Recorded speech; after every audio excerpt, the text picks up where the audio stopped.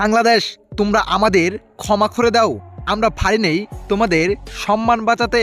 দর্শক, অবশেষে সমীকরণের ফাঁদে পড়ে বিশ্বকাপ থেকে একেবারে ছিটকে গেলেন পাকিস্তান দল।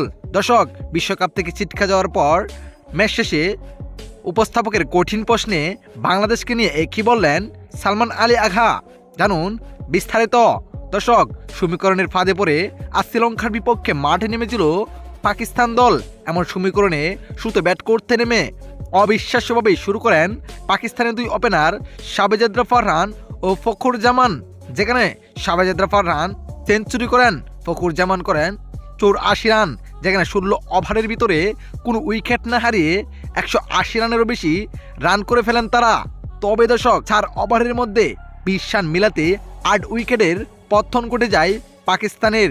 একেবারেই বাজেভাবে শেষ করেন তারা, নয়তো 212 রানের মধ্যে আরও বেশি রান করতে পারতো তারা। বলাই যায় 240 রানের মতো করতে পারতো তারা, কিন্তু লাস্ট মোমেন্টে এমন বাজে ব্যাটিং করেন যা বলার বাহিরে। তবে দর্শক, এরপর শ্রীলঙ্কা ব্যাটিংয়ে নামে এতে পাকিস্তানের সামনে সমীকরণ ফিরে যায়। যেখানে পাকিস্তান 212 রান টার্গেট দিয়েছেন, এতে 64 রানের ব্যবধানে জিততে হবে পাকিস্তানের। অর্থাৎ শ্রীলঙ্কাকে 147 রানের ভিতরে আটকাতে হবে।